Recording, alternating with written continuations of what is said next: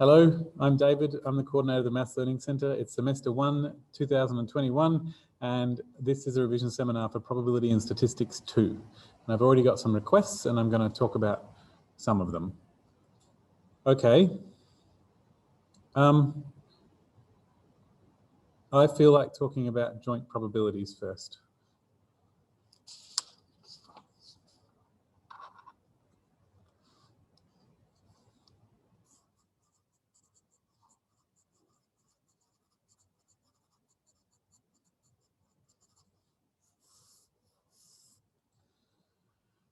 Okay.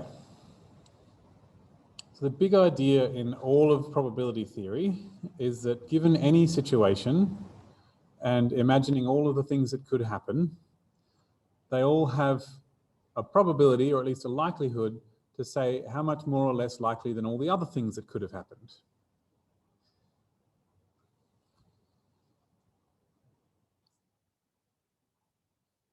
And this is called a distribution. So a distribution is a description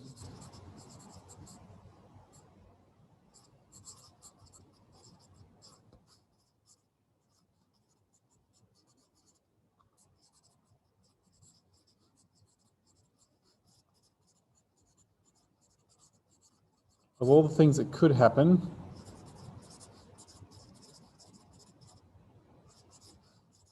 and how much more or less likely they are. That is not how you spell likely.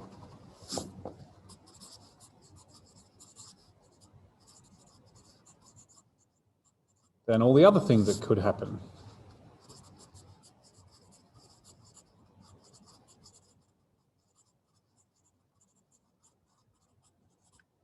I have tried to be extremely vague there, because I wanted to cover everything. But in general, for discrete things, it's the probability of everything separately, but no probability exists unless you're thinking about all of them. The only reason the probability of rolling 1 on a die is a 6th is because there are 5 other possibilities as well. So no probability exists unless all the probabilities exist. And so probabilities are about comparing what I'm thinking about happening to all the things that could have happened or could happen. And it can be about the future, it can also be about the past. And the distribution is that description. And so anything that you could write down, the big idea is that all things have distributions.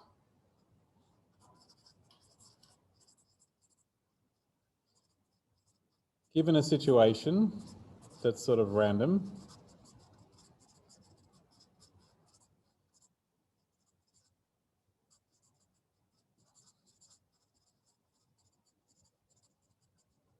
anything you could write down has a distribution.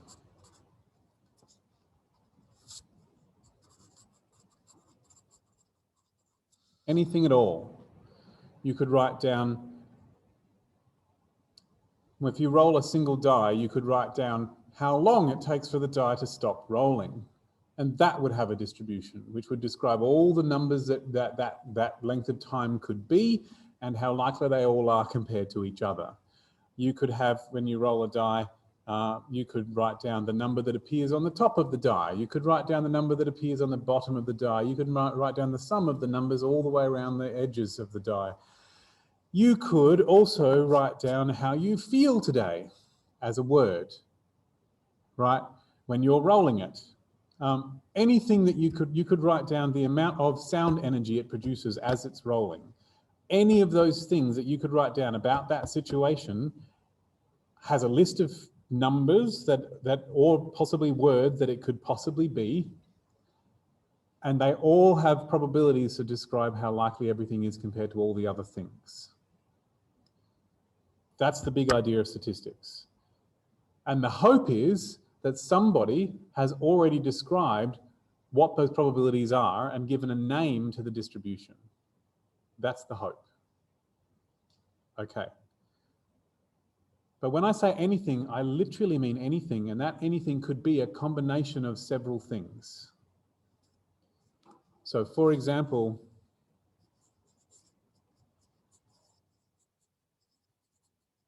if I roll 2 ordinary dice,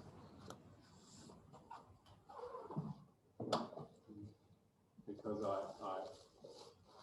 am me,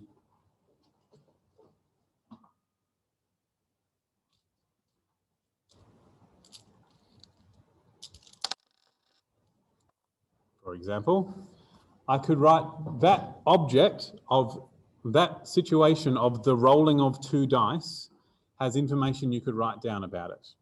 So you could write down,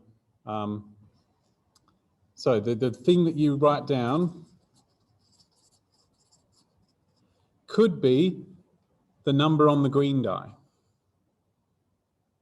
But it could also be the number on the green die, and also next to it you're going to write down the number on the blue die. And that is the thing that we're going to write down. And that thing, which has a whole lot of combinations that it could be, that has a probability distribution as well. And that is what we call a joint probability distribution. Because separately we could write down this and it has a probability distribution, and we could write down this and it has a probability distribution, and we can write down the combination and it itself as a combination has a probability distribution as well. That's what a joint probability distribution is. Okay, that's the idea. So contained in that idea is that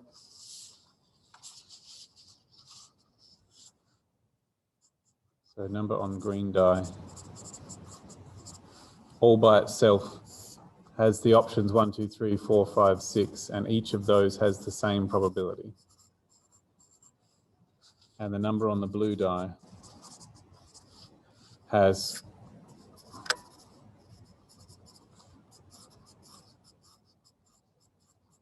that.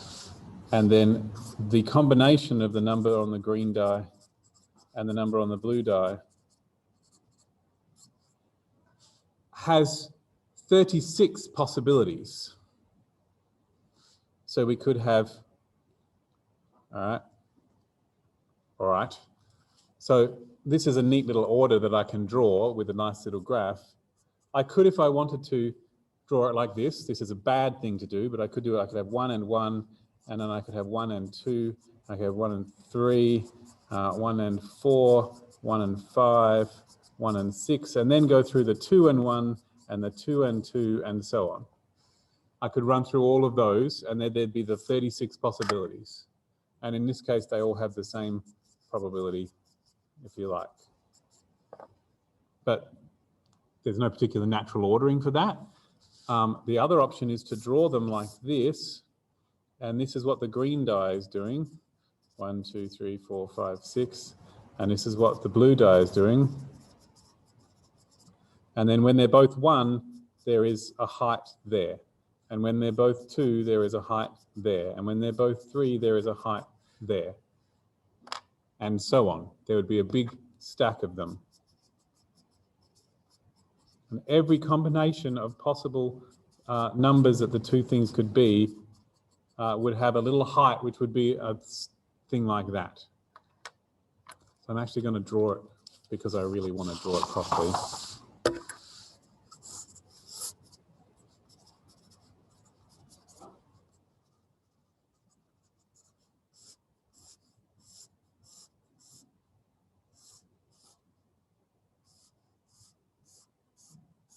Like that, and then each of them would have a little bar in my bar graph, which is how tall it is.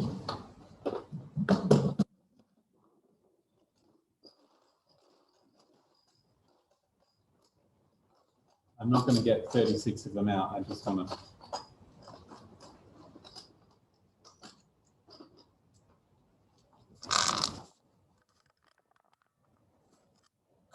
So there's a height there, which is, and a height there, and a height there, and a height there, and a height there, and a height there. That's made of all of those things. And each height represents a probability. It doesn't have to be a graph, it could just literally be a list of what the probability of each combination is.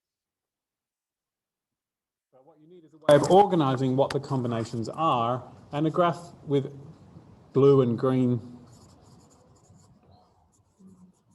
will work perfectly well. So they're all like 1 in 36 and 1 in 36. Okay. Cool. However, this particular example is fairly boring because every combination occurs exactly the same time as every other combination. And joint distributions in general are not like that. So it won't be dice that do this, but it's much more common. It's much more common to have things where the probabilities are all different heights. Whoa.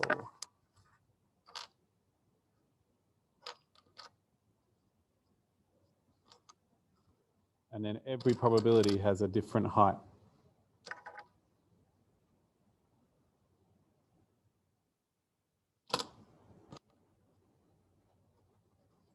And they would all fill in and be all different heights in different places.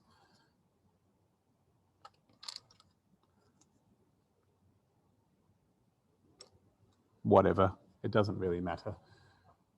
And so a joint probability distribution often looks a lot more like this. If they are continuous variables, then this will not be blocks like this. It will be a smooth surface. And the higher the surface is, the more likely that option is compared to all the other options. Okay, doing okay. Right. So I want you to notice something about what I've drawn here. This row here is what happens when this number is 1. And all the other options have numbers, have probabilities that go with them that go with this number 1. This shape here is called the marginal distribution. Yeah. Because it belongs, it's not the marginal distribution. This is a conditional distribution, sorry. This is what shape it is when I know that this one is equal to 1. So these describe the probabilities of getting the green die being things given that the blue die is equal to 1. If I wanted to do the marginal distribution of the blue die, these are very strange dice, by the way, the ones that have these probabilities. What I'm doing is I'm saying like this is all the probability that belongs to be equal to 1. I could stack them up. It's going to be very precarious. That's when it's going to fall over. Oh, wow, nice. I could stack them up to produce a stack of probability. I could stack the ones that go up with 2 and produce a probability, stack the ones that go up with 3, produce a probability, and those probabilities are how likely the different numbers of blue are, taking into account how it combines with the green. Okay. That's the idea, that's the picture that's in my head.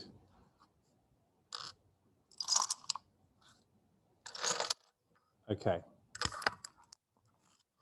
Right. I will get to the actual formal calculations in a minute.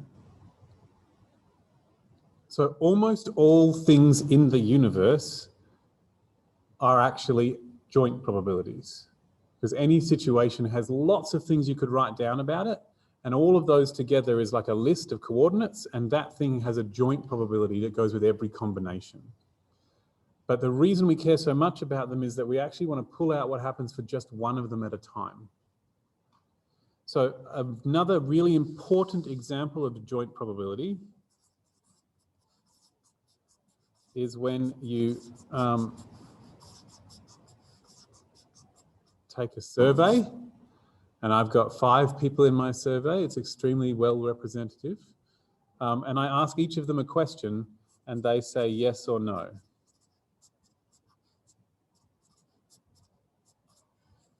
Okay? And so one thing I could write down about this group of 5 people is the entire list of yeses and nos. that is a thing which will have a joint probability for getting any particular list. And if I look at all the possible lists, each of them will have a probability. But I could also write down, this is one thing I could write down, and that has a joint probability. Each of them individually, I could just write down for the first person,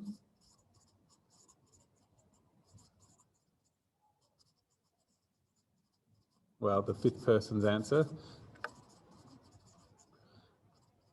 which would be no, and that would have a probability to go with the no or the yes, depending on which one. I could write down the number of yeses and the number of nos. And that, again, is a thing with 2 bits of information. It would have a joint probability as well. Yep. No, that was a squeak of the chair. I thought it was an And I could write down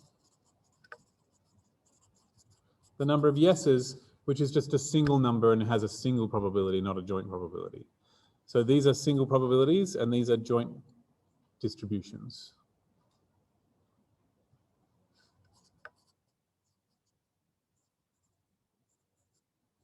Okay.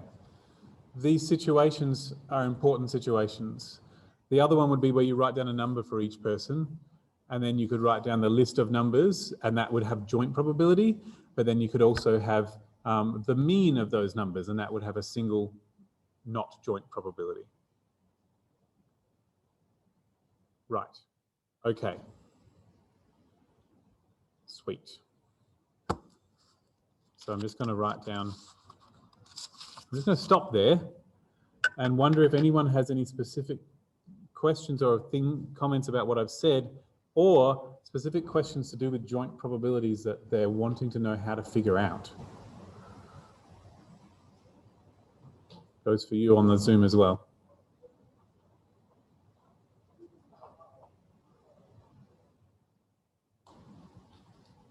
Yes.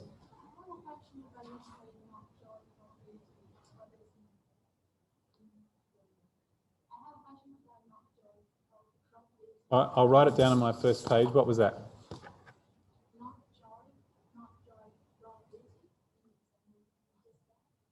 Okay.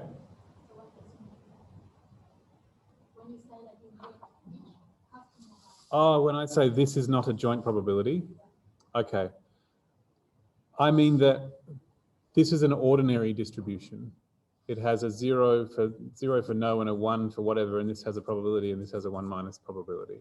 And since the numbers that describe what the situation is only one number, that's an ordinary distribution, as opposed to a joint distribution where there's 5 numbers here to describe what's going on.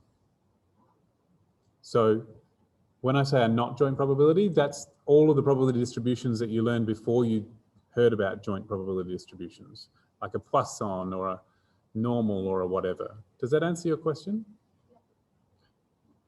Awesome. Yeah. So I've got something here of how do you put the order of the limits when the continuous random variables. Okay, cool. So now we're up to the nitty-gritty of it, and we need an example of a joint probability distribution. Okay, so let's say that we have x and y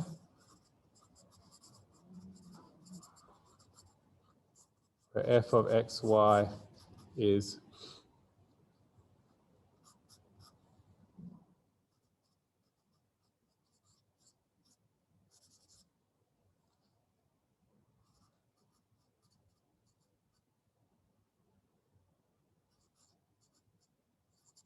something like that sort of thing, and 0 otherwise. This feels like a classic random assignment question in this course. Does this feel like something that you've seen a question type before? Yep.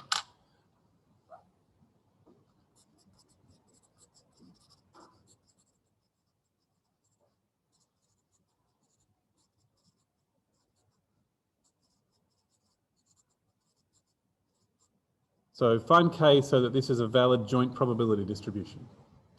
This is a classic sort of problem that turns up in this course.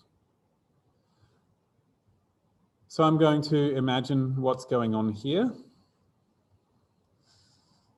I might have made this really hard for myself. Anyway, so I can think that these are the X's and these are the Y's. And it says here that the X and the Y are both between 0 and 2. And it says that also the X has to be less than the Y. So X equals Y is this line. And X being, let me just see here. Here X is 1-ish and Y is 0. And so the X is not less than the Y. So it's this bit here.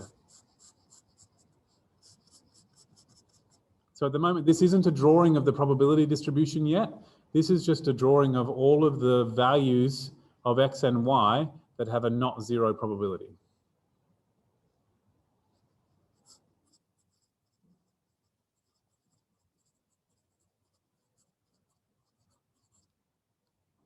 Okay.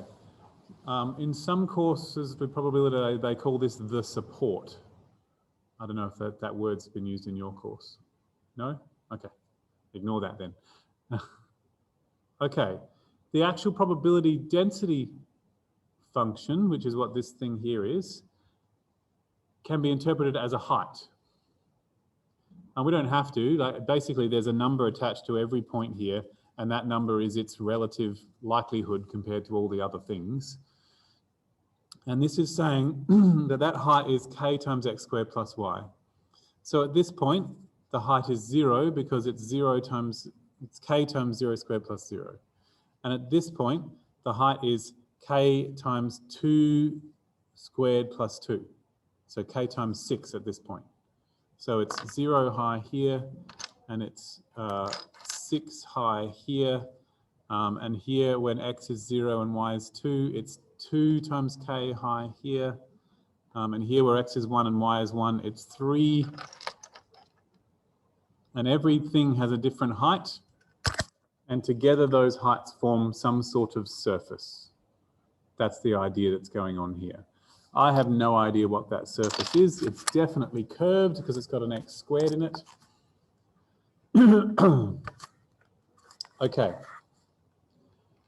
So the way that probability density functions work for continuous joint distributions is that the total of this height, taking into account the area that those heights take up, which is what a volume is, the total of that volume is the total probability of anything happening, which is 1. So when I look at this, I can know that the integral of this thing across the entire zone, this entire triangle, will be 1, if it really is a valid probability density function.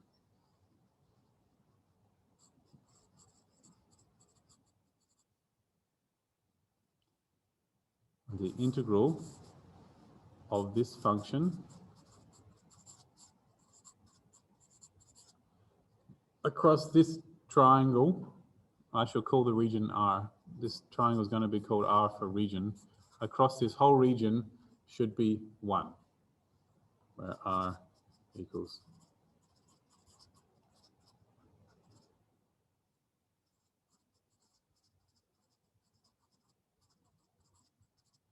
The region of possible xy's. That's what it should be if it's valid. And if I move this k over here, it's a constant, I can bring it outside the integral, which means that the integral without the k should come out to what, if I can figure out what that is, then I can choose the k so that when I multiply it by that answer, it still comes out to be 1. That's what I'm going to do. Let me just talk about this. This is saying that, so any integral is the accumulation of something across some space.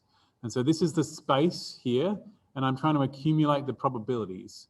And so given any little tiny piece of this space, I have to multiply the area of that space by the height. And if you stack up a whole lot of heights together, and add up all those heights, where each one is just a little square, then that should produce a volume. That's the idea. So the whole lot of heights stacked up, taking into account the area they take up, should make a volume. You can make volumes in other ways. So in this case, I'm going, there's all these heights, and those heights together, when I take all of them, produce a volume.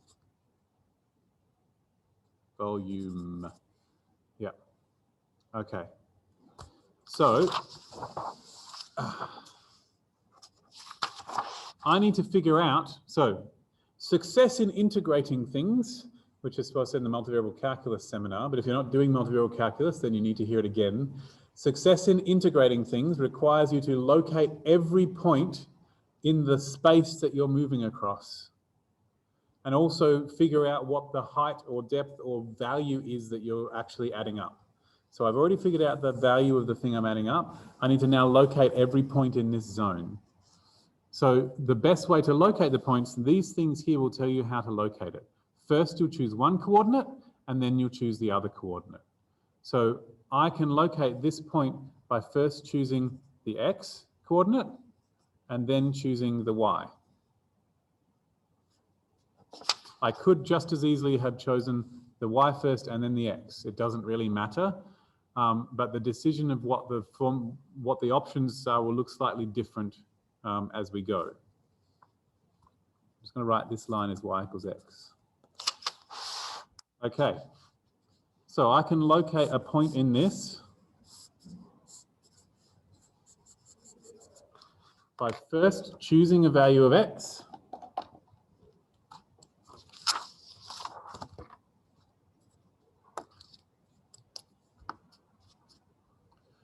and then going, once I've chosen that x, I now have to, so the x's can be chosen in this zone here from 0 to 2.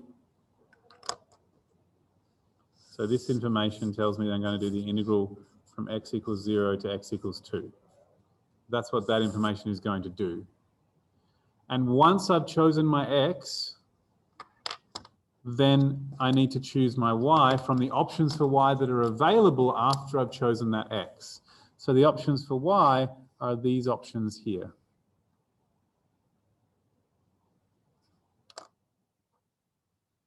So the first option for y, this line is y equals x, and so the first option for y is what x is. And then it goes up to 2 as the maximum height. So this here causes me to have this expression in my integral. So this is how I located the x's, and then after I chose my x, then I located my y, based on the x I already chose. And I have a different number of options for how many y's there are, different options for y based on whichever x I choose, which is why the limits for this integral involve an x. And so the total volume will be going from x equals 0 to 2 dx, and from y equals x to 2 dy. And note that this symbol is telling me where the x's are, so it will match with the dx on the outside. And the next symbol in tells me what the y's are, it matches with the dy one step further in.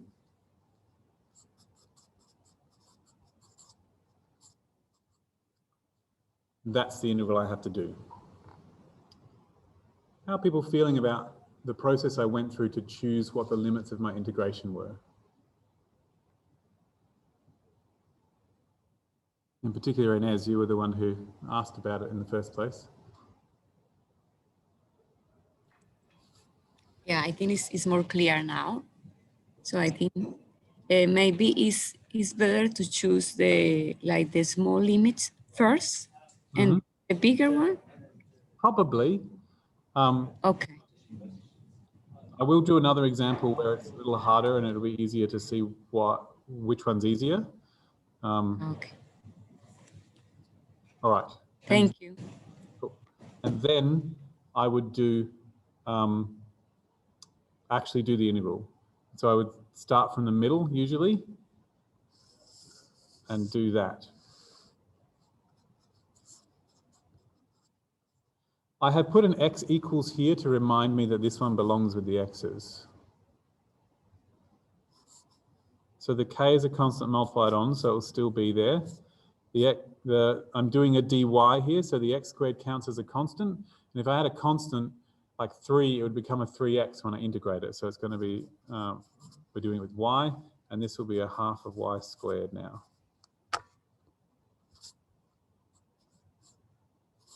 And this will be from y equals x up to 2. And you see, this is very useful to say that I'm interested in what the y's are equal to, because otherwise I'll sub into the wrong variable. So this, I'll have to sub in the 2 for the y.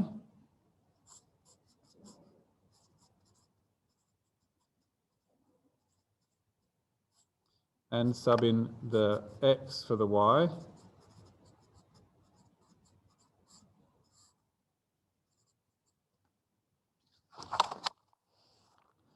And I'll get a formula involving x.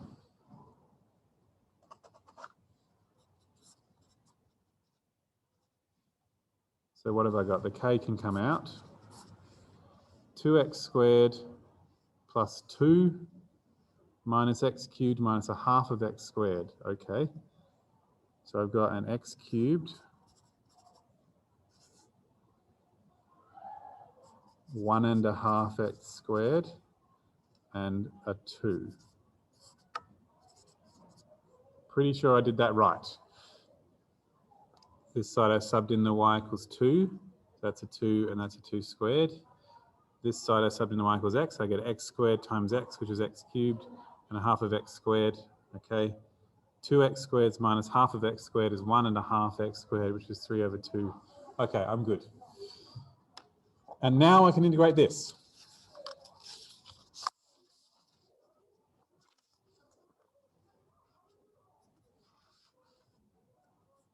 I'm going to pull the k all the way out the front if that's okay.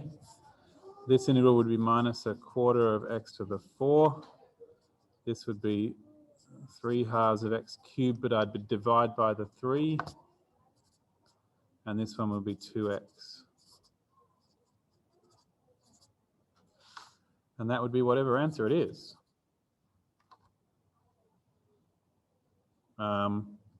Minus a quarter of 2 to the 4 plus a half times 2 squared plus 2 times 2 minus a quarter of 0 to the 4 plus a half times 0 squared plus 2 times 0. So what have we got? 2 to the power of 4 is 16. A quarter of 4 is minus 4. Half of 2 squared is 2. That's a 4. Oh, look, that turned out nice.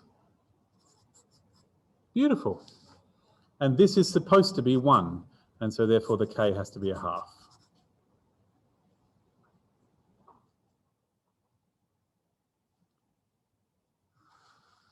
So how are we feeling about how this integral happened?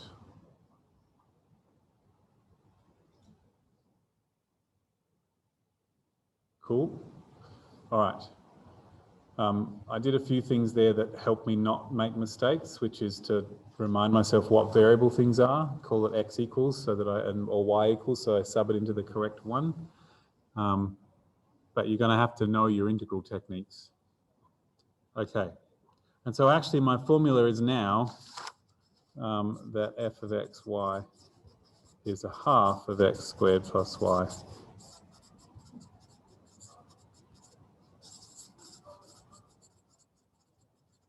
Okay, I will come back to this example in a moment, but I just want to do some what ifs. What ifs, okay?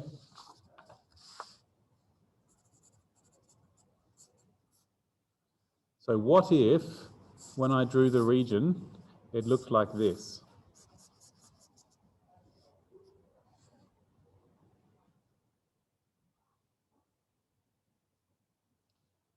Where this line is y equals x.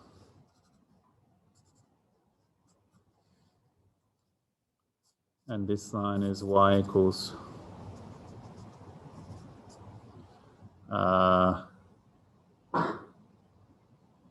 1.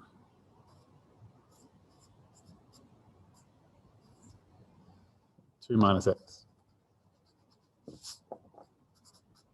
I'm not going to imagine what the original function was like, but what if this was the region where the probabilities actually existed? In that case, if I wanted to do the integral of the whole thing to see if it really was a valid probability distribution,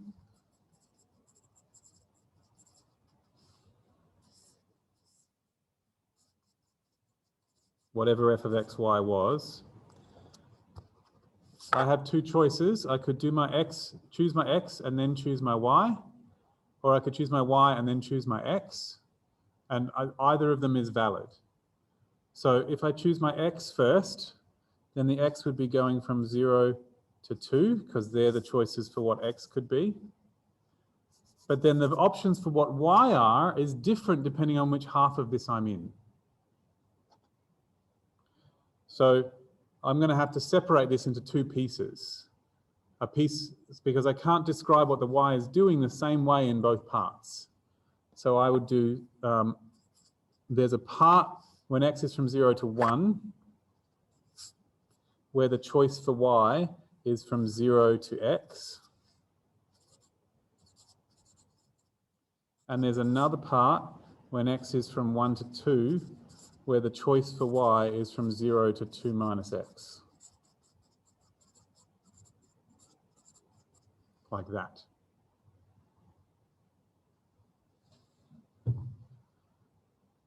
So just to color code, this bit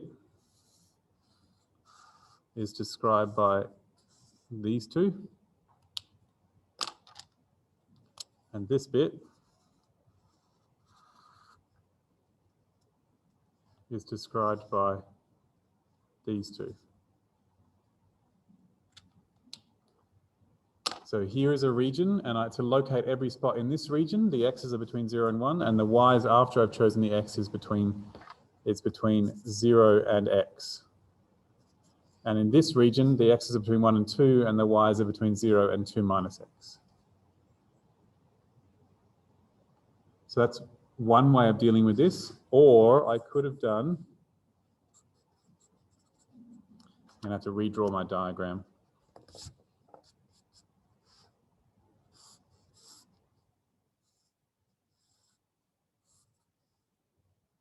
What if I chose my y first?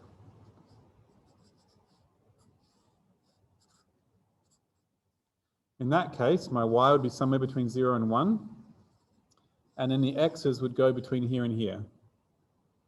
And this line was y equals x, which means that the x is equal to y. And this line was y equals 2 minus x, which means when I rearrange it that I get, coincidentally, x equals 2 minus y as well, which is a coincidence. It doesn't always work out that way. You can't always just switch the x and the y. If this had been a 2x here, then when I switched them, I would have gotten 2x is 2 minus y, so x would be a half of 2 minus 2y. Right? Yeah, 2 minus y. So I need to rearrange these formulas to figure out how they are in terms of x being based on the figuring out what x is based on what the y is. And now this one, the total probability, will be the integral from x from y equals 0 to 1, because they're the options for what y is. And then once I've chosen the y, the x goes from y to 2 minus y.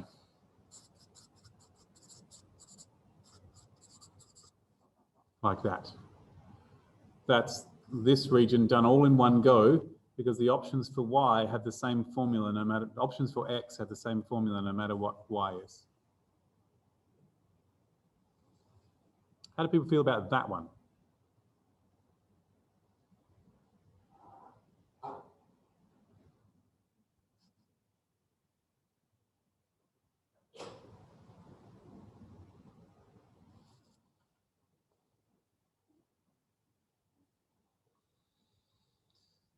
Okay.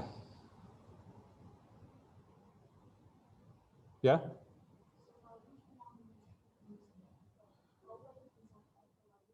Both of these are okay. This one probably has slightly less work overall, because you're only doing one integral, whereas this one I have to do two. So, yeah. Yep.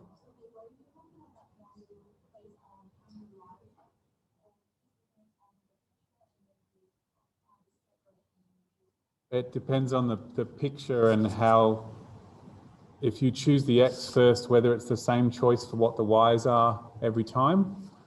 Whereas this one, if I choose the Y first, whether or not. This one, if I chose the X, so it's based on me drawing the picture, choosing X and then looking at the line of Y's that go with it, or choosing Y and looking at the line of X's that go with it, and comparing the two in my head to decide if I'm going to end up with two separate pieces or one piece.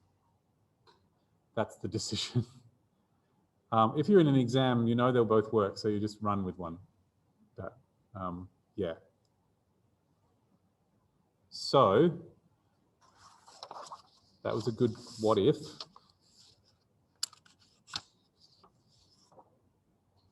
And so I will say that the k, if I had the same function here of x squared plus y, the k would have turned out to be something else for this region because it's a different shape. So it'll be a different total volume.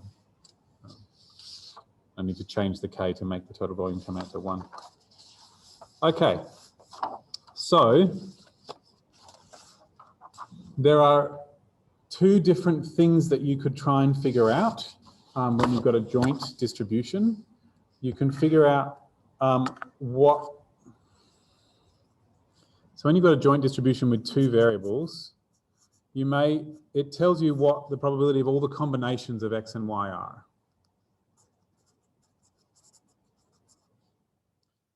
Likelihood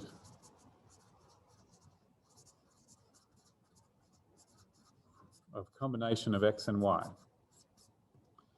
But you may have some questions in your mind about, well, what if I didn't really want to know about the combination of x and y?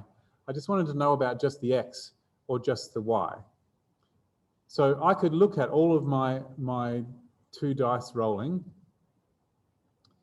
and think, and think to myself, well, if I rolled a 1, what could I expect the other die to be doing? Now, dice are independent of each other, so it shouldn't make any difference. But it doesn't have to be, the x and the y could have been the total of the two dice and the first die. There's nothing stopping you choosing things that are related when you're doing this. Okay. Well, it could have been the total of the two dice and the amount of time they spent rolling. That could be something else as well. So it's okay to pick things that are related, and that can sometimes happen. I might be interested in two questions. If the x is a specific number,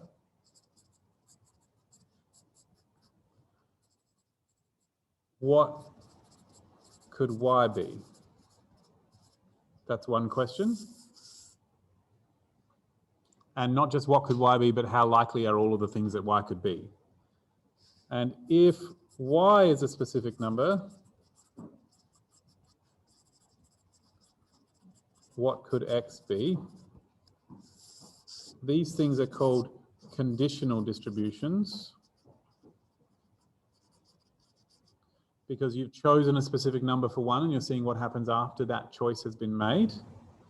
I'm going to write the word conditional more neatly.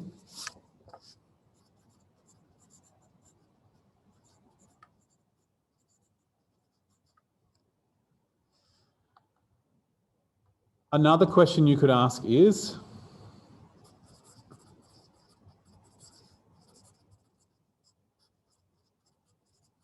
ignoring what x could be, what could y be?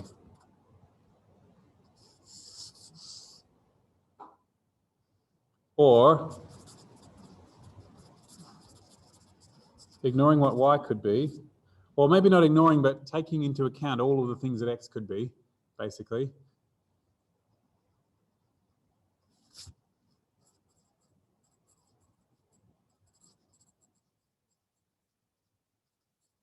Combining all the options for what x could be, what could y be, and how likely are all those options for y?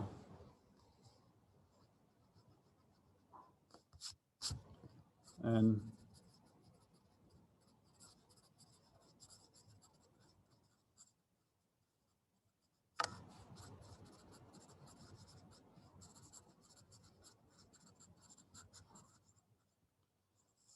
And these are called marginal distributions.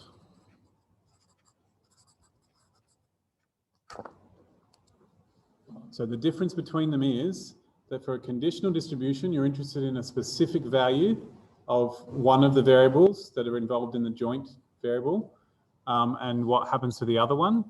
Whereas in a marginal distribution, you're trying to combine across all the options for what one of them could be, so you don't have to worry about it, and think what could y be across all of those options together.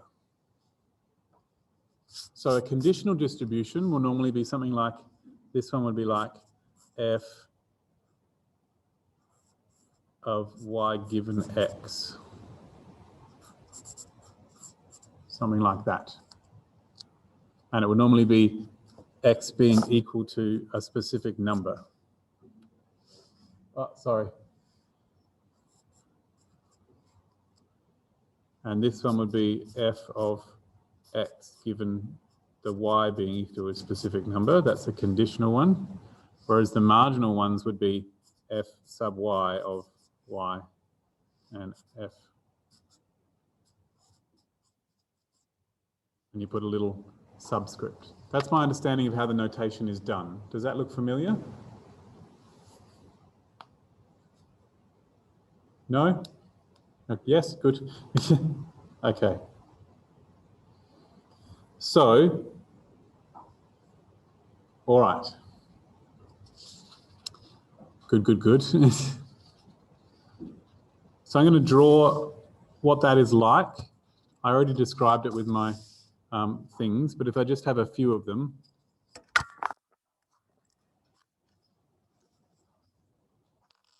just going to have a 3 by 3 here.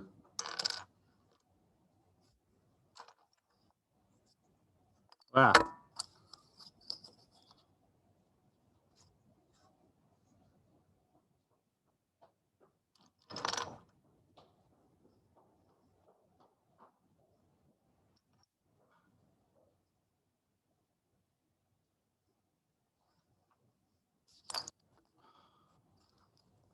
Needs blue tack.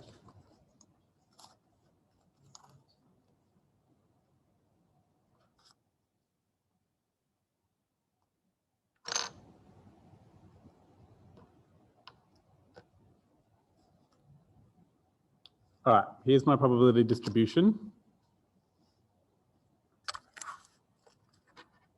This is going to be x being 1, 2, and 3. And this is going to be y being 1, 2, and 3.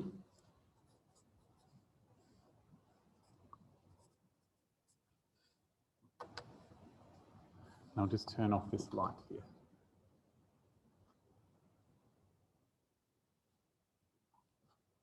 Okay.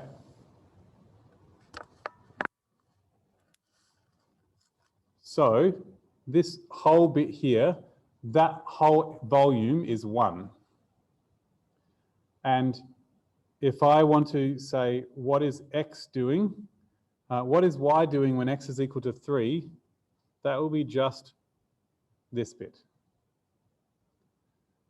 But if I want to talk about probabilities, I'm going to need this to add up to 1 as well. So what I'm going to need to do is I'm going to need to figure out what each of these things is and divide them by the total of this so that the total answer comes out to 1. So this is like 2 plus 5 plus 7, so 14.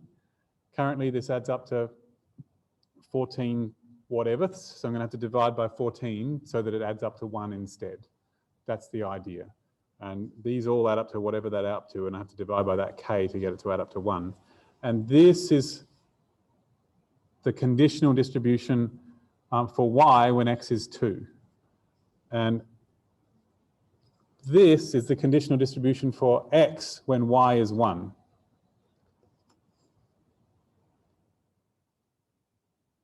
I'm very careful. No, just a second. So that's conditional distributions, where you pull everything out and you just look at the one value of the other variable and see what the options are for the first one. Okay, that's conditional. Marginal is, it's going to take me a while to do this, just a second. If I want the marginal distribution for x,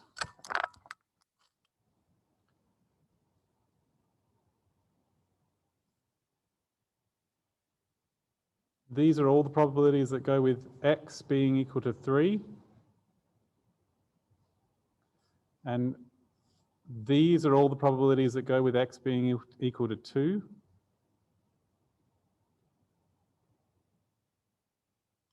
And these are all the probabilities that go with x being equal to 1. And that's the marginal distribution of x. So to calculate this probability, that this stack here, that is adding up the stacks along this bit, which is actually calculating an area. And so to figure out the marginal distributions, I have to do an integral for each x separately.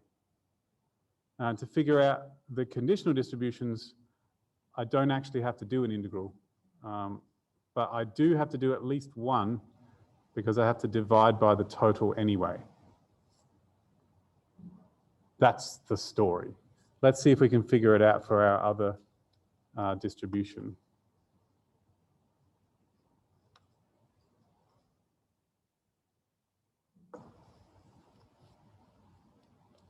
Oh, so close. All right, I'll get a screenshot of that later when the video's on. Okay. So if I go back to my example distribution, this one here, where the k was a half,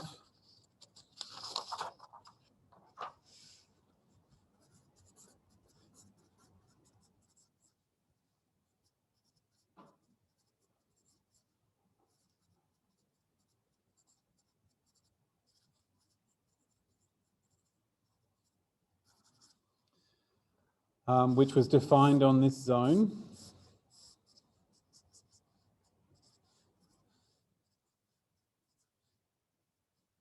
But the heights were whatever they were. Then if I want the marginal distribution of x, no, I'll do a conditional one.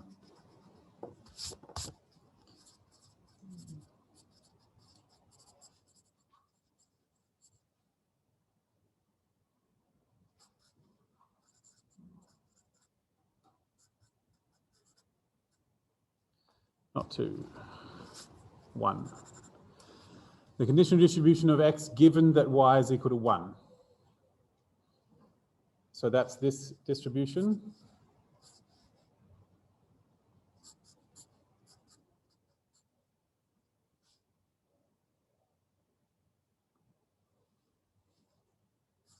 There. So what that requires me to do is to think of what happens when y is equal to 1. And imagine just all the x's that go with y being equal to 1, which is these x's here.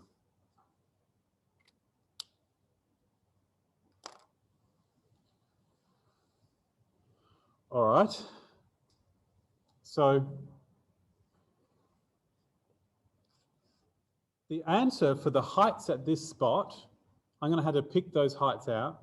The answer for the heights at that spot is literally this.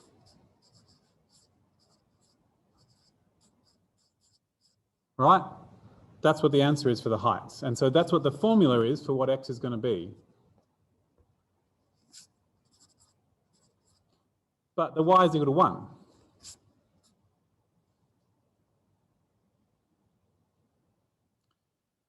But the options, that's fine. The options for what y could be at this spot, what x could be at this spot, are from 0 to 1.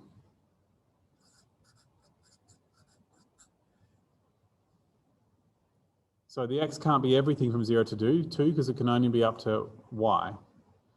And it's not going to actually be equal to this answer because I have to take into account that I need to now say that this is the whole of the world, and so I need that total to be 1. And so I'm going to need to divide by whatever the integral of this is across the possible x's.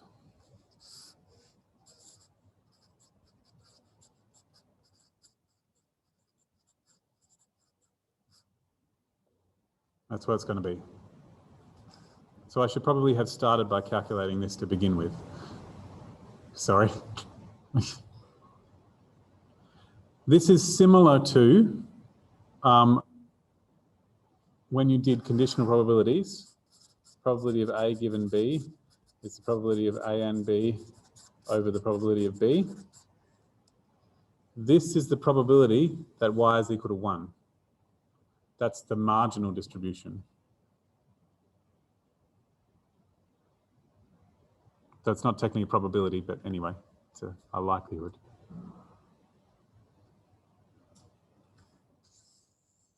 So whatever this integral is, that's what we're going to have to divide by.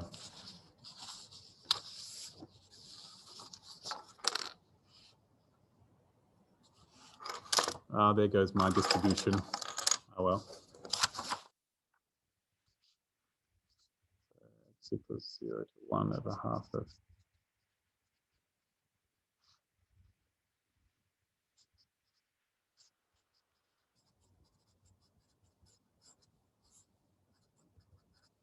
So the half stays there because it's multiplied on. X squared goes up to x cubed, and I have to divide by the new exponent. 1 goes up to x, and I get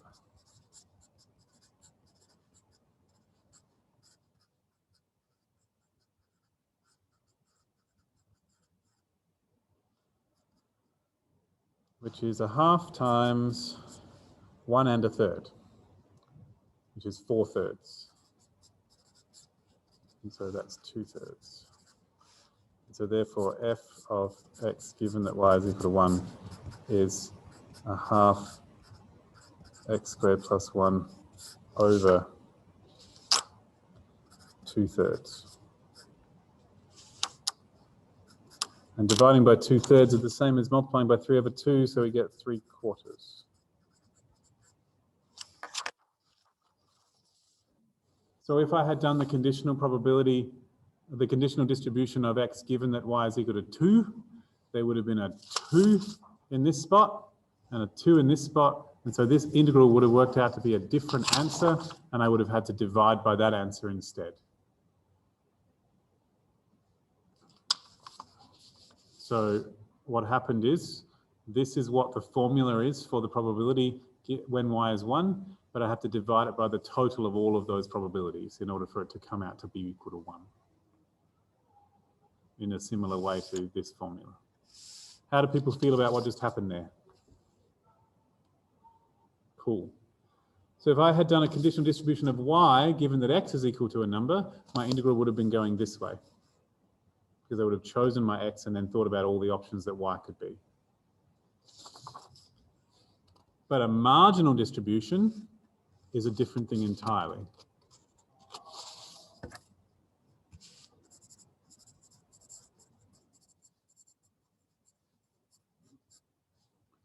The marginal distribution of x, see this calculation here?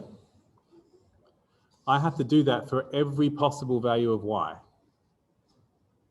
Sorry. Yeah. No, other way around. Crap, not that calculation at all. Here we go.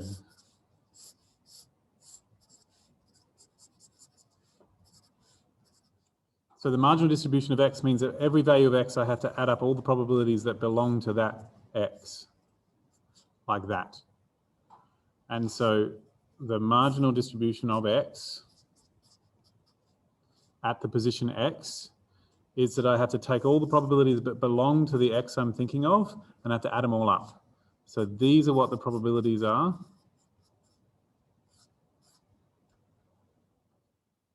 And I have to add them all up across all the possible choices for what y could have been. So I think combining all the choices for what y could have been, what's the probability of x? And so the y could be anything from x to 2. And I actually already did this integral when I did this back here. See this integral here? It's just here. I did that already. It's just that my k is a half now.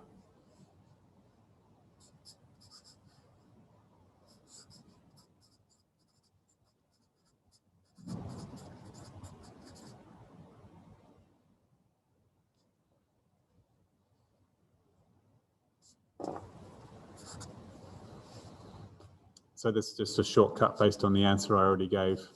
When it was equal to k, this integral worked out to be that. And so I subbed it in. If you hadn't already calculated this in an earlier part of the question, then you would have to do it from scratch, the same way as I did the other integral.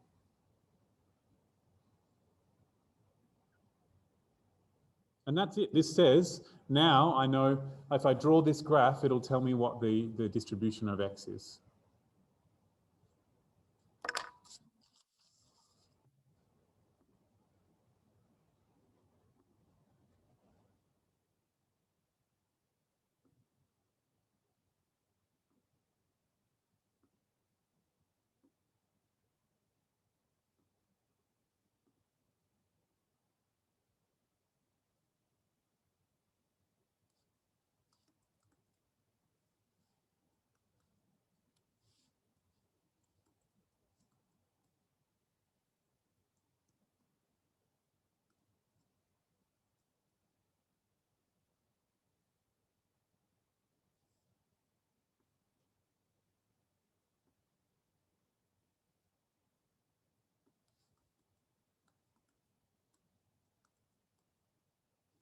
That's what it looks like. That's the marginal distribution of x. It's much more likely to be 1 than anything else. Not that it can be, close to 1 than it is to be close to anything else. And it's very unlikely to be 2. Whereas if I did the conditional distribution, I'll have to call it g of x because I've already used f of x.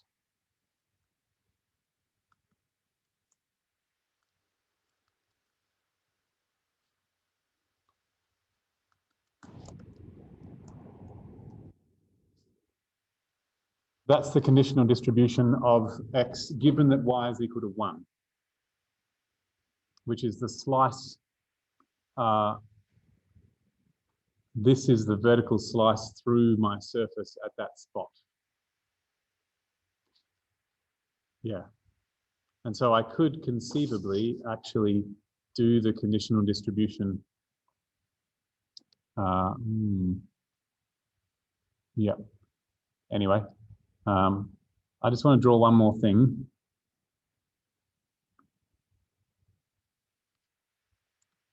I'll call it capital F.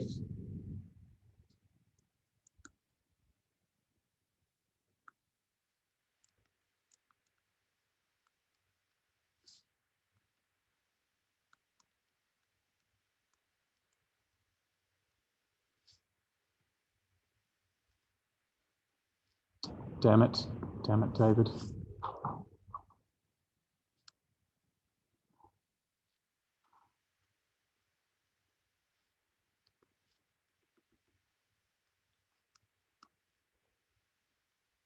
All right, that's the joint distribution there. And so then if I draw it for the various different values of A,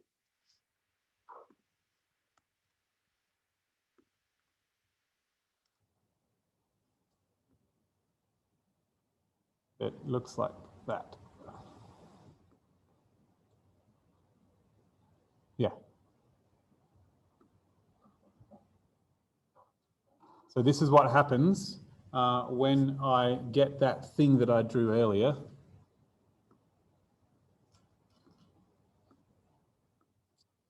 This diagram here, not that one.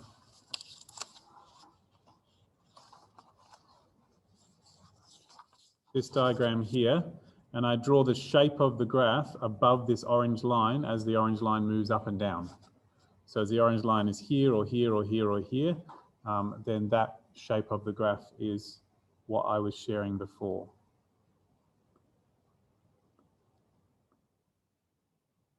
When y is really low, there's only a few options for what x could be because that triangle's narrow. And as it gets higher, there's more and more options for what x could be. And so even though given every possible value of y, the biggest value of x is the most likely, it's really rare to be equal to 2 because it only happens when y is 2. And so when you combine all of those probabilities for the x's together, you get that. There you go. Cool. Weird. And the one where y is equal to 1, that's the graph that we drew earlier. It's just that mine is a little lower down because I have to divide it by that total area so that the total area comes out to be 1 because it's supposed to be a probability density function. Okay. How are we feeling about all of that?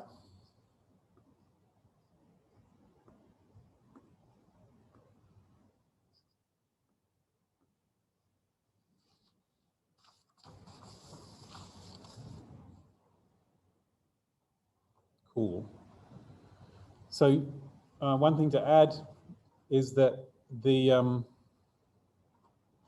this integral is still done in the vertical direction, and you still have to take into account where the edges of that is. So if your integral was on something that was more like this shape here, if I was doing the marginal distribution of y, I would have no choice but to go across this way. Because the marginal distribution of y, I have to combine all the x's together, which means I have to think about smushing this all this way. And so I have to do this sort of integral. I have to do this integral here. Whereas if I was doing the marginal distribution of x, I would have to do it this way and have different formulas in different places because I have to move my x along the x-axis, and so the line has to go vertically. So that's what I was hoping to get to eventually with your question earlier, that sometimes you're forced to use a particular direction because you're only doing half of this double integral. Where I mean half, I mean the first piece or the second piece. The only other thing I could say about joint distributions is that in the same way that individual numbers have their own distributions, like Poisson distribution or a binomial distribution or a normal distribution, pairs or triples of numbers have named distributions as well. And you've only been taught, as far as I know, 2 of them. One is the multivariate normal, and the other one is the multinomial distribution. And so, might as well just mention them. So these are named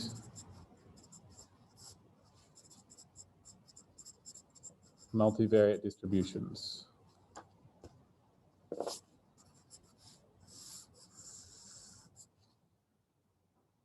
Okay. So there's the multivariate normal,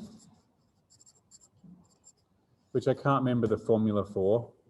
Did he write down the general multivariate normal for a general, like 15, like n dimensional vector? Of course he did. I can't remember it. I'm sure you don't have to. But it's like f of the vector x is equal to, you know, there's something here and there's e and there's a something here. So something like that. And there's probably like a big covariance matrix which is probably called sigma, like capital sigma. Does that sound right? Yeah. So in here somewhere there's a covariance matrix called capital sigma, something like that. So I can't remember the actual formula, but I know it's this shape. And the idea of it is that if it's a 2-variable normal distribution, it'll be, you know,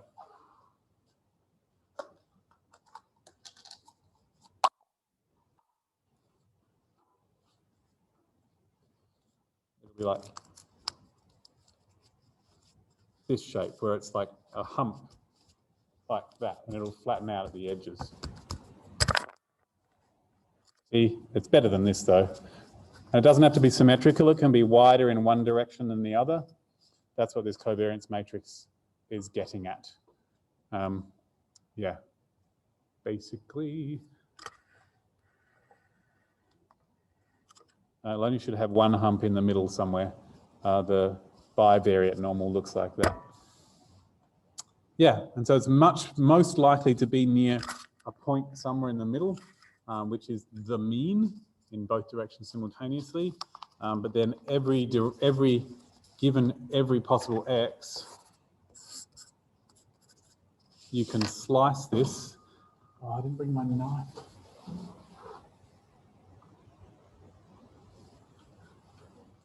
Curses. I'm going to bring Play-Doh. You have to bring a knife. You can slice this like that and produce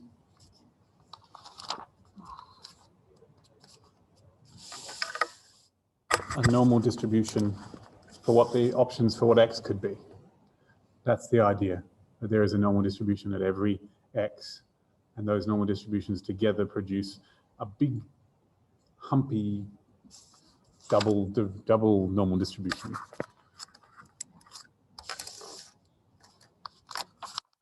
There we go. Really should have put a piece of plastic sleeve down first, but you know, we're here now.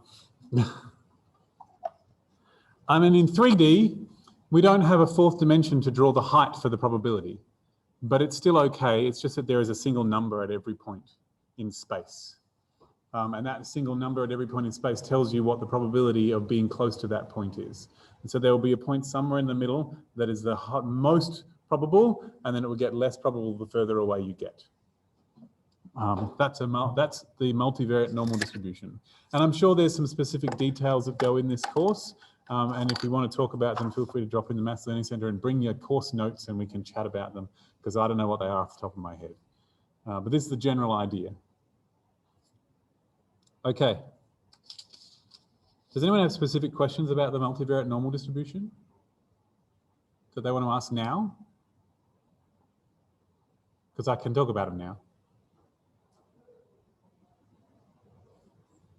Okay, cool. Just a few more moments.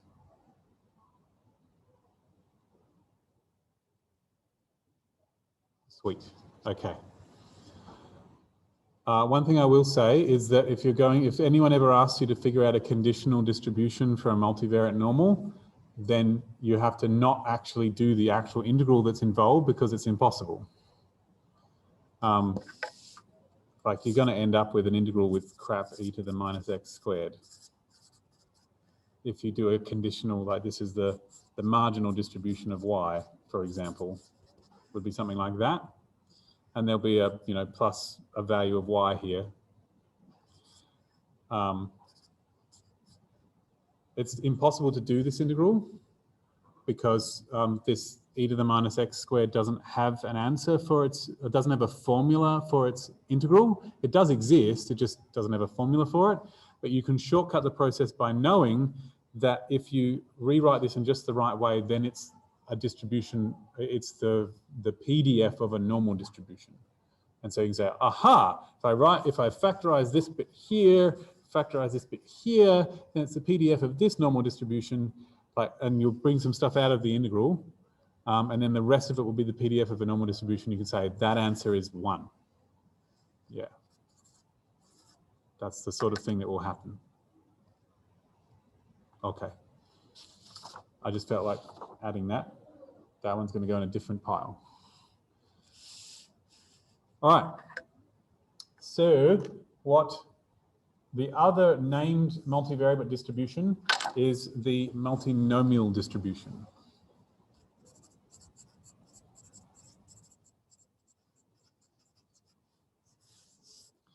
And the multinomial distribution goes with the situation I was talking about before.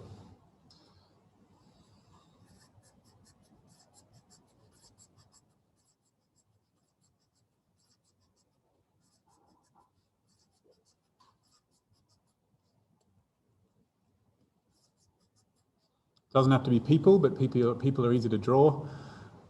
So I could imagine having people and writing down things about the people, putting them in categories, such as, what's something that's not controversial? Which of the numbers from 1 to 5 is their favorite? No, I'm not going to do that. Which of the vowels is their favorite? Favorite vowel. A, B, A, E, I, O, or U? Okay, cool. And each person says one. You know, maybe this person says A, and this person says U, and this person says I. And I'm going to assume that every person has a random choice of which one they like on any given day. Cool. Sweet. But the idea is that there's a big list of who likes what of my 10 people.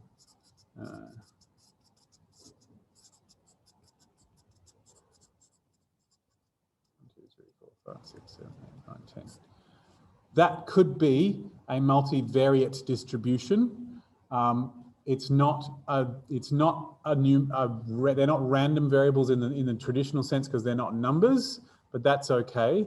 But what I could do is I could take for every one of these collections of responses that the people give, I could write down this variable, which where I've got XA is the number of A's, and XE is the number of E's, and XOI is the number of I's, and XO is the number of O's, and XU is the number of U's. And in that sense, this particular group of people would produce XA being 3, XE also being 3, XI being 2, XO being 1, and XU being 1. But a different combination of people, what people choose, would produce a different combination of these. And so this could be thought of as this vector.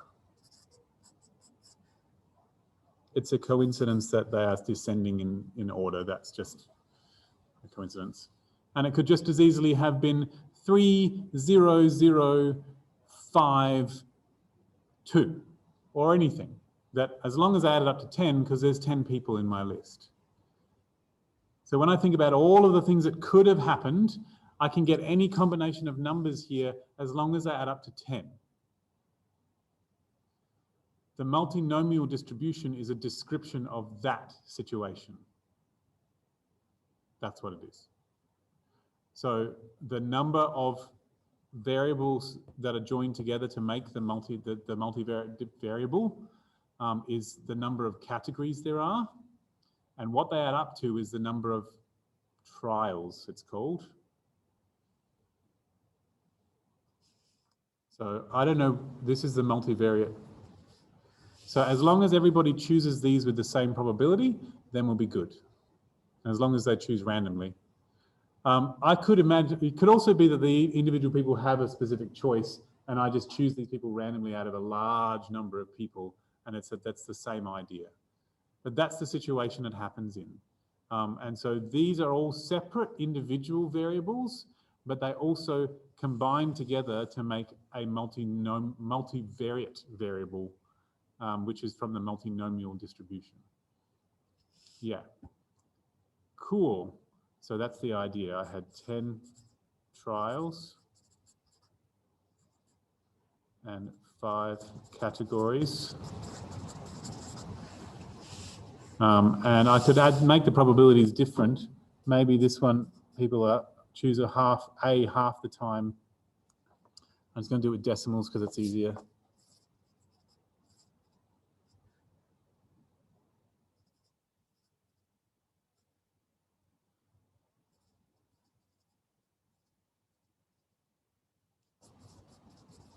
Maybe they have these probabilities. A happens half the time, E happens 0.3, I happens 0.1, and O and U both happen 0.05, in which case it would be 5 categories with their own probabilities. And so this variable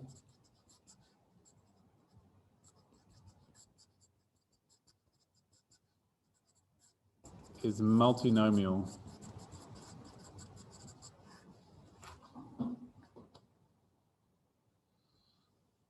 Yeah.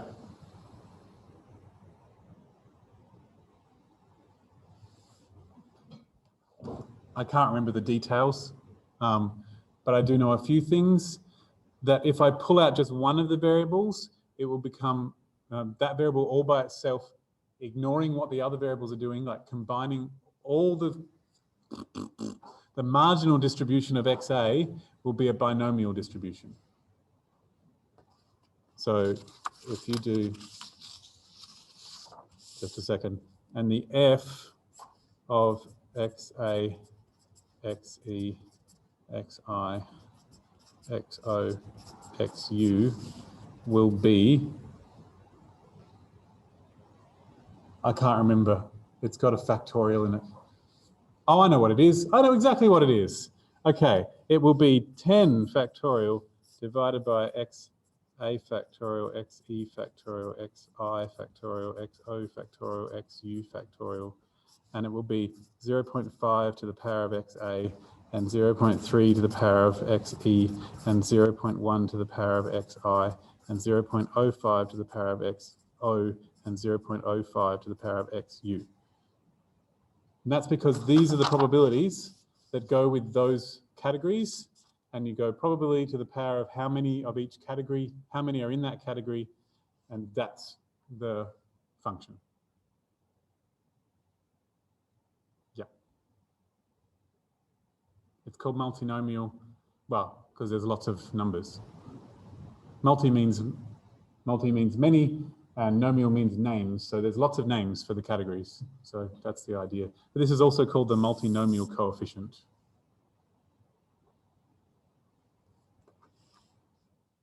It's going to actually fit them on the page.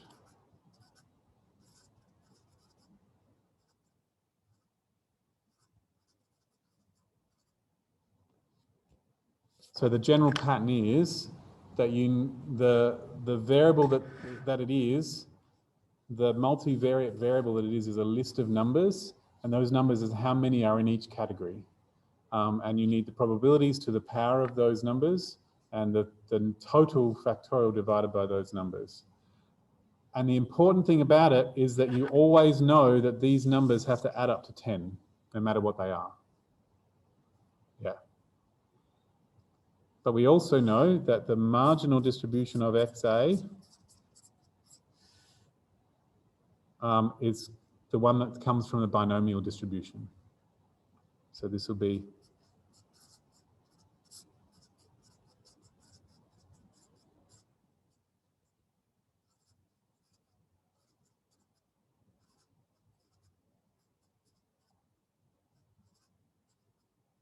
that. That's how the theory works. And the marginal distribution of XE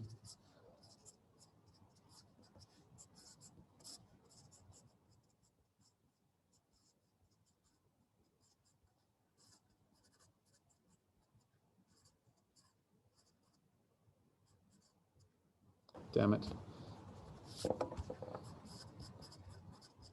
will be that, because the probability of being in category E was 0.3.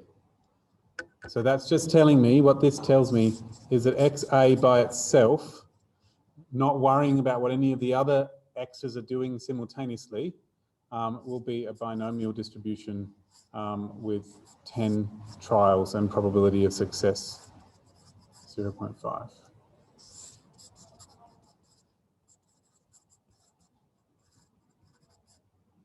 Right. And that's because they were the probabilities that I chose back here. You can't do it if you don't know what they are. So just be aware that these are not chosen independently of each other. If you know how many are in category A, then there's less options for what could be in category E. And so these variables aren't independent. The whole point of a joint distribution is to figure out how the variables are related to each other, when one of them happens, how often one of them happens when the other ones happen as well. That's what this joint distribution is trying to say. And so knowing what one of them is equal to will change the probabilities that the other ones can be. Yeah. And so there's formulas in the notes for what the covariance of the two of them work out to be as well, based on that.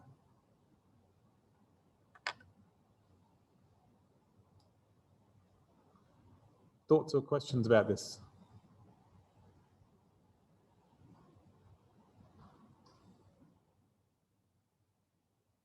We're all getting tired.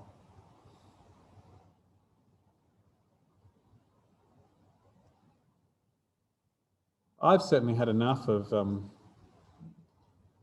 this, but I will change my mind if someone asks a question about this category of things, like multivariate distributions.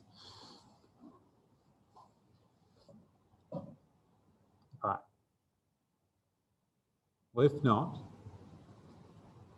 where's my list?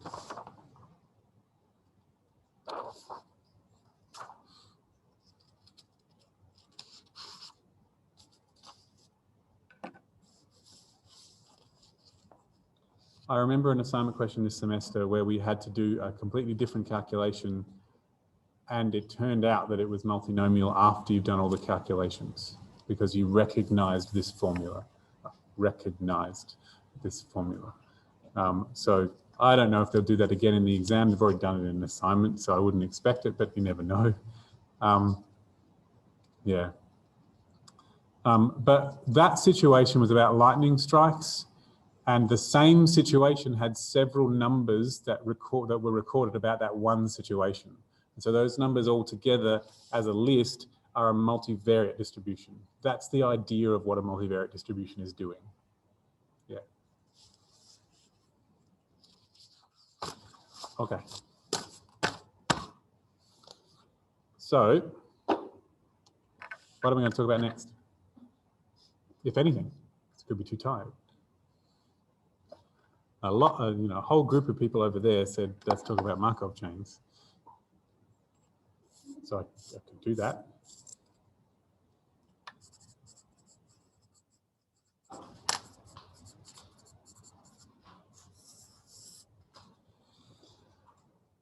Tell me about Markov chains.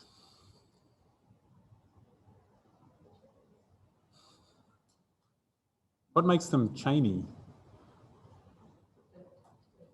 They're attached to each other. Let me see if I've got, tell me if I'm right about this.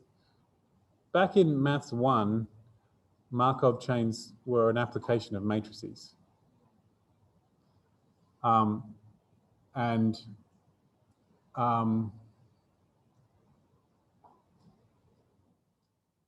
I think in this one, not so much. Maybe, just a second. There is a situation that can be in a number of different states. Is this word state still in this course? Yeah, okay. Thing of some sort, which is a situation.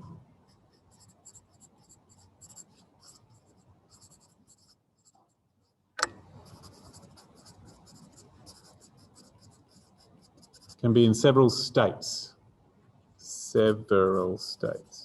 Possibly infinitely many. And then which state it is in at the, okay. We're doing discrete ones, right?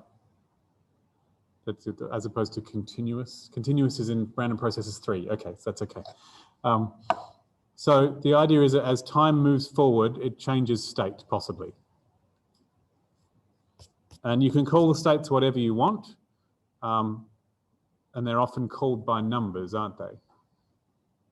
State 0 and state 1, state 2 and state 3, and so on. And then it'll be like xn is which state it's in at time n. Does that sound right? Is that what they normally do? Call it x? I don't know. You're just going to have to tell me how the notation works in your course.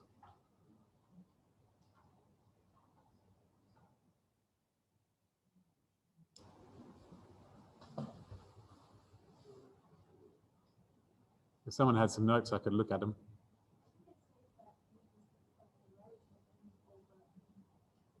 Could you say that again?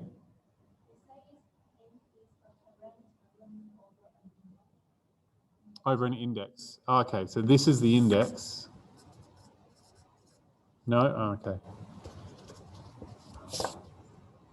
I'm going to need to look at some of these notes.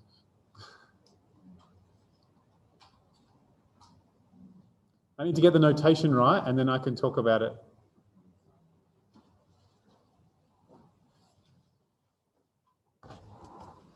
I'll ignore that for a minute.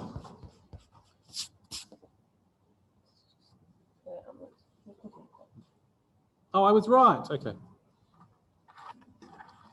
Okay.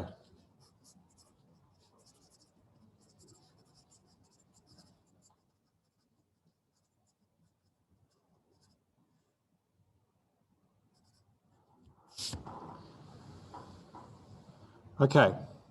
So xn is the state, is which state it is in at time n. It doesn't have to be time. It could be space, or it could just be something else entirely. It could just be, it doesn't have to be time. It could be one situation causes another situation to happen, but we're going to do time because it's the easiest one to think of. When the notes say xn with n in t, where n is a parameter running over an index set t, this t is all of those numbers that it could possibly be that he's talking about, and n is the individual numbers. That's all it means. And to say that it's the curly brackets xn means it's a list. There is, it's a list. There's x0 and x1 and x2 and x3 and so on. Okay, so here we go. This, if you could want to think about it, is a mega multivariate distribution. It's got infinitely many x's all tied together in a chain, as it were, one after the other. And so the probability of the entire set of states being a particular set would be whatever it is. And the rules for a Markov chain, okay, just set me back. So this could be thought of as a random variable because the answers it produces are numbers. And so given a particular time that I'm looking at, there would be a probability of that one turning out to be a particular number. And that probability would be based on what was going on at x2. So with our people choosing their favorites, any one of them affected any of the others. But in this one, the probability of any one of them is only affected by what's happening at the one before. That's the assumption for discrete time Markov chains. So the probability of xn being a particular answer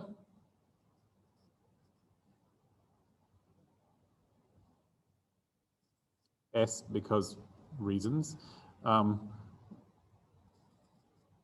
given what all the other ones are equal to, and x1 and all the way up to xn minus 1 equals stuff, is the same as the probability of xn being equal to just the previous one. This is the not maths version, but like, so if you've been watching it for a while, and you've been watching what happened, and you've written down all the states that have happened so far, then the probability of what's going to happen at the next state, when you next do the process that produces the Markov chain numbers, I don't have to have the whole list of everything that's happened so far. I only have to know what happened last time, and then that will tell me what happens this time. So the most special case of a Markov chain is when the probability of the next one is completely independent of everything that's ever happened, and you don't have to write anything down. It's always the same probability, like rolling a die over and over and over. That's still a Markov chain. It's just that these are only equal because they're always equal to the same thing every time. But most Markov chains, the state that you're in does in fact affect which state you're going to be in next. And you draw this fabulous diagram of how the states are related to each other. So, this is a state, and this is a state, and this is a state, and this is a state. These are the possible states that we could possibly be in.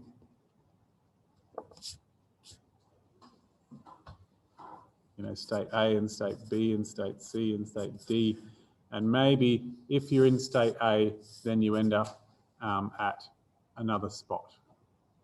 And maybe if you're in state B, you could go back to state A, and sometimes you're in state B, and you draw these diagrams to say how likely it is to get from one state to another. And that's your classic Markov chain drawing. This one's only got 4 states. No one said this. No one said that the options for what X could be has to be infinitely many options. There's infinitely many moments you can look at it, but there's only there might only be 4 states that it could possibly be in. There could also still be infinitely many states it could possibly be in. So I'm going to do this one.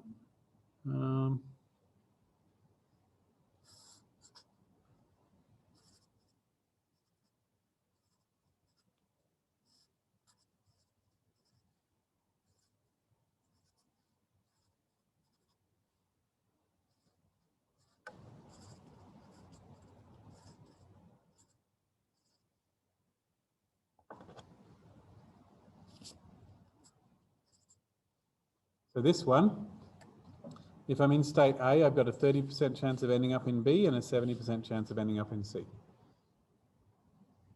And if I'm in state B, I've got a 50% chance of ending up back in state B and a 30% chance of ending up in state C and a 20% chance of ending up back in state A. It's impossible to get to state D directly from state B. And I can imagine the X being the position that it's sitting in at the moment. So it could be that X0 is A, and then X1 is B, and then X2 is B again, and X3 is B again, and X4 is C, and X5 is C again, and X6 is D, and X7 is C again, and X8 is D, and then C, and then D, and then A, and then C, and then C again, and it will just flitter around in there and keep going. So sometimes, if you imagine all the places it could have started, and you imagine watching it for as long as you need to watch it to, sometimes, no matter where it starts, if you watch it long enough, it will tend to drift towards one of the corners of the diagram. And that's called an absorbing state. That's what it's called, right? Anyway, doesn't matter. And remember, this is still thinking about all of the things it could have been. So if you think about all of the things all the places it could have started and all of the places it could go if it could be going if it went to those places, you can imagine looking at all of them simultaneously and imagining them as little ants walking around this diagram. And if there's like 10,000 ants in every one of these, then 50% of the ants that were in B will end up back in B again. But we'll get 50% of the ants from A will end up in B as well. And so we'll end up, if they all started with 10,000, then we end up with 5,000 from here, and then there's 8,000 left in here afterwards. And then I can track all of them where they go the second time, and all of them where they go the third time. And it may turn out that as they're moving, the number that, if you do it long enough, then the number that come in from A is the same as the number that go out from B, and you end up with it staying exactly as it is, and that's called the steady state. Or what's it called in this course? Steady? Equilibrium, maybe. I'm not sure.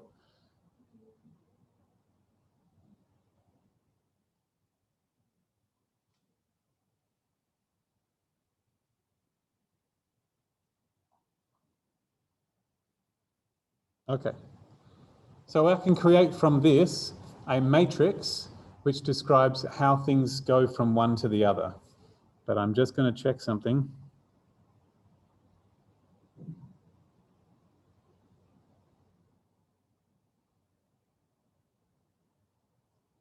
What's the point of a matrix if you're not going to multiply it by a vector? No, but that's what matrices are for. All right, okay, I've got it. So in your course, back in Maths 1B, when we did a transition matrix, you would have a certain list of probabilities that you could put here, and you would put the matrix here, and it would produce new probabilities. That was Maths 1B. Or possibly 1A, and in Prob and Stats 2, you have a list of probabilities which is a row, and you put the matrix here and you get the new probabilities which is also a row. The reason I do this is because it helps me remember what goes in which positions of the matrix. So I know that if I put everything in position for my Markov chain here, if I put everything in, if I put 100% of all of my ants in position A, and then I want to know what probability they have of being in the other positions afterwards. If you're in position A, then you have afterwards a 30% chance of being in position B and a 70% chance of being in position C, and you have no chance of being in A or D afterwards. And the idea of the transition matrix is if I multiply this row by this matrix, it should produce this answer. And when you multiply a matrix by the row 1, 0, 0, 0, it will tell you what the first row is. And so the first row of my transition matrix is this. I'm calling it M, but you probably call it like blackboard bulb P or something. I call it M.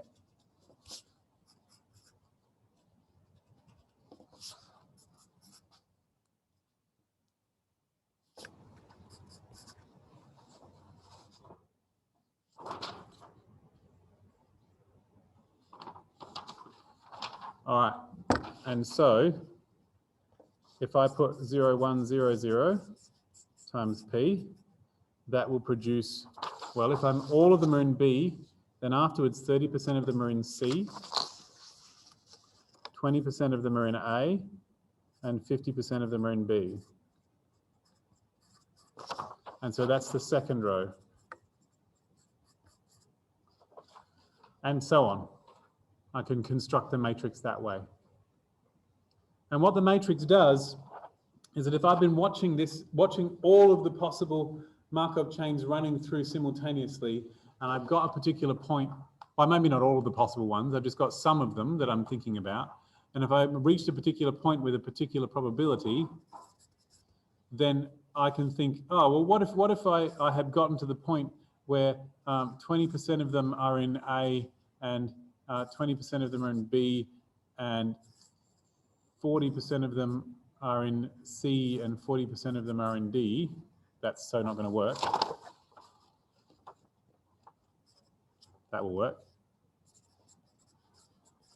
Then what percentage will be in the various states afterwards? Well, I'll do this times the matrix P and it will be the answer of the probabilities. Yep.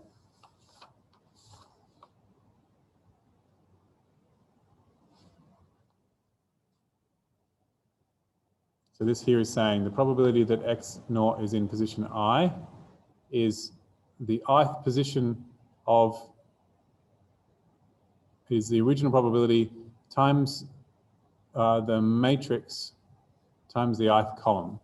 But that's not really relevant to me. It's just like, well, this is saying that what is in position I will be the ith position of the vector I get when I multiply the original one by the matrix.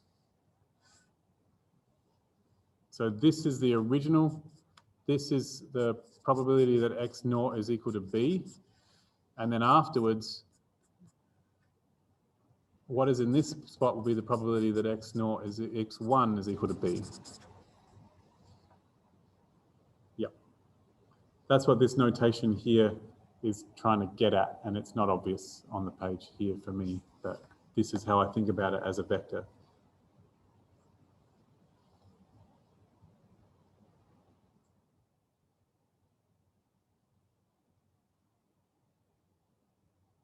So it may be that if I have a particular combination of probabilities here, that when I run, it's in all these, if I think about all the states that it might be in at various probabilities of being in those states at a particular moment, and then I look at where it could go for all of the Markov chains that are in those states at those spots, where do they go?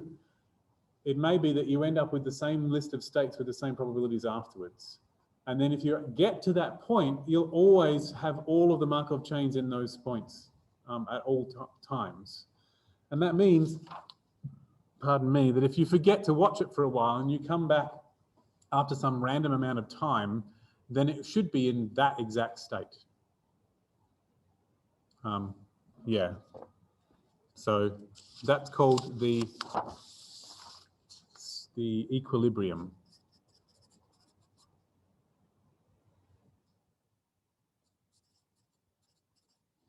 So equilibrium means that if you've got a particular list of probabilities, then the next time probabilities come out to be exactly the same as it was before. Which means that row vector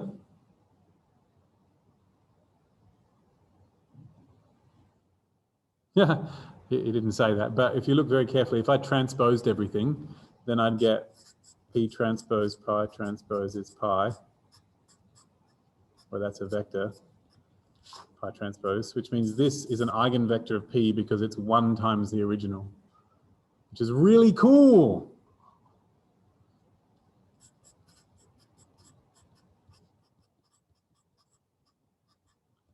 And therefore, pi transpose is an eigenvector of P transpose. So if you wanted to find a matrix, a steady state vector, if it's got one at all, then it will be an eigenvector that goes with the number 1 for its eigenvalue. And so you could transpose P and do lambda I, which is 1, and do I minus P transpose and 0 here, and solve that. And then you get pi equals T times something. And then you'll choose the T so that they add up to 1, which is just fabulous, really. Unfortunately, if you've got infinitely many states, you can't do that because you don't have, the matrix doesn't end. And so you can't do this row operations, sadly. But in that case, you're going to have to set up the equations that this represents and solve them simultaneously, and possibly set up some sort of recurrence relation or something. Does that sound familiar?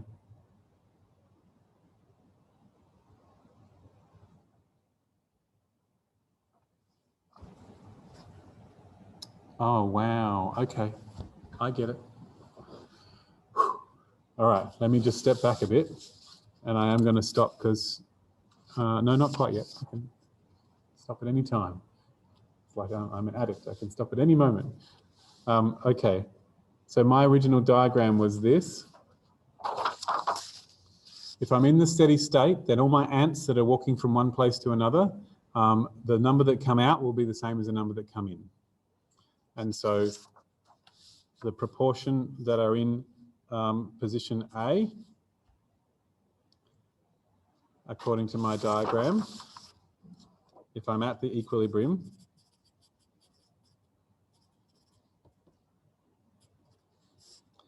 the proportion that are in A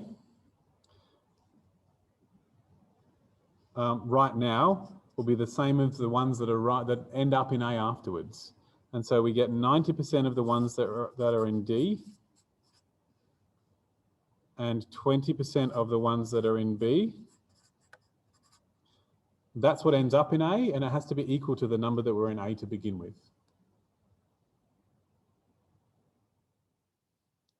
And the proportion that were in B to begin with, the number that come into B is 30% of whatever was in A, and 50% of whatever was in B. And that's what ends up, the things that arrive in B is the same as whatever was in B to begin with.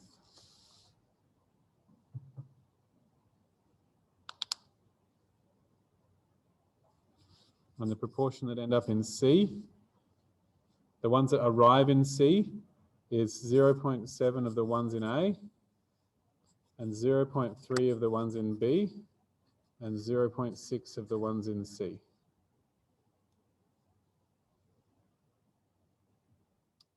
Sorry, I should have called them pies, not peas, because bloody pie.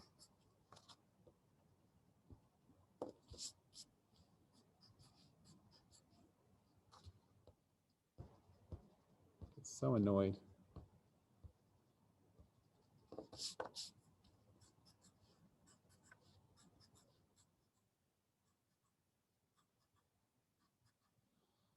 And pi D, the number that arrive in D is 0.4 of what was in C.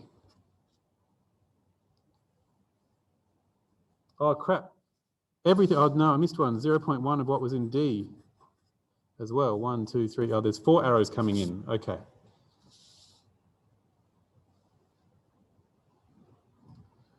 So this is what's happening at equilibrium.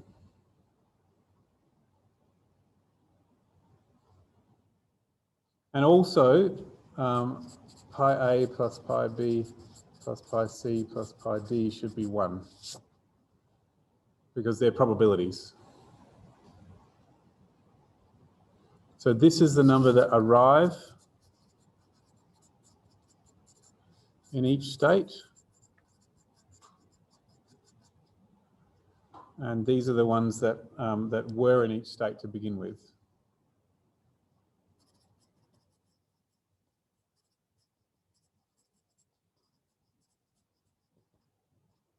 And that's how I set up the equations.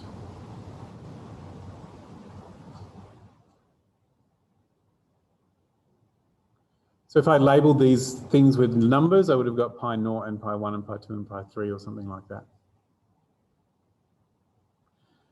And I could solve these. I have 4 unknowns and 5 equations. It should totally be possible to solve this. I'm actually guaranteed for these equations to be linearly dependent, so one of them doesn't actually matter, but yeah, I definitely need this one to figure it out. And so I could attempt to solve them to figure out what the answer is.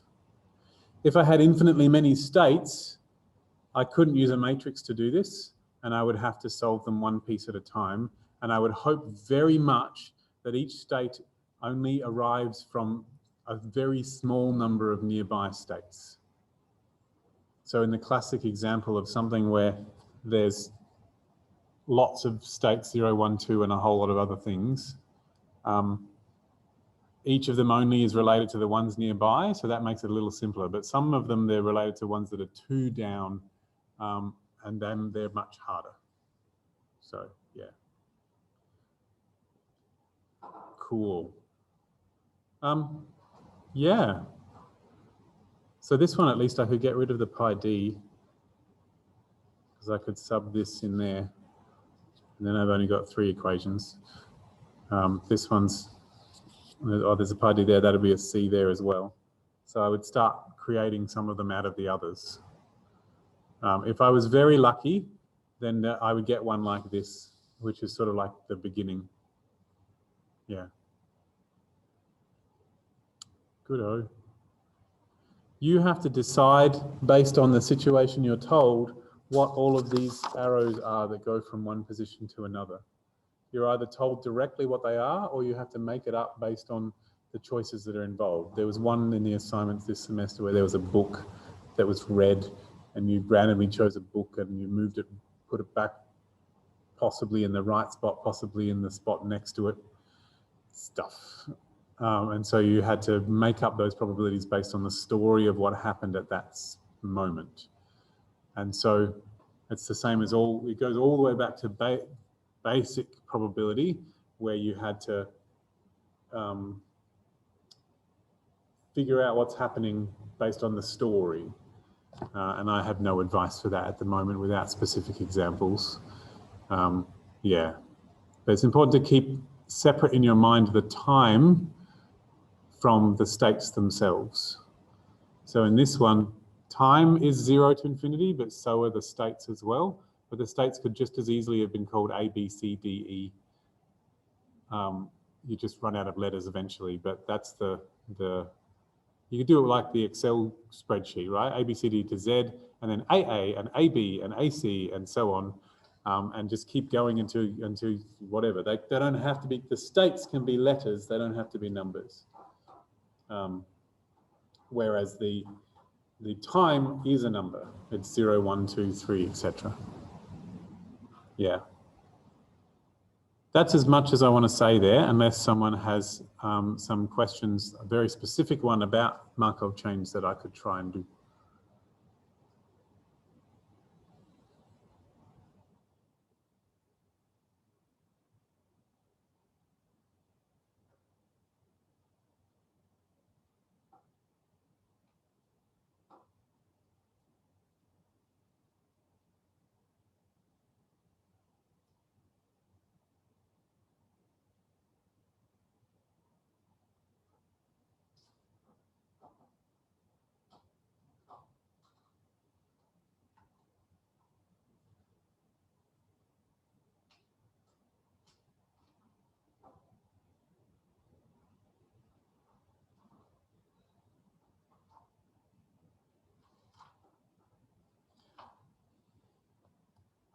All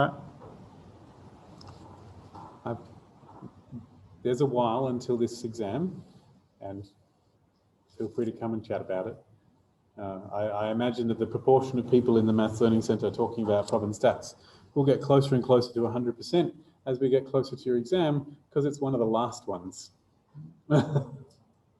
So, yeah, I know what I'm expecting. There's my Markov chain. So, cool. I'm going to stop the recording.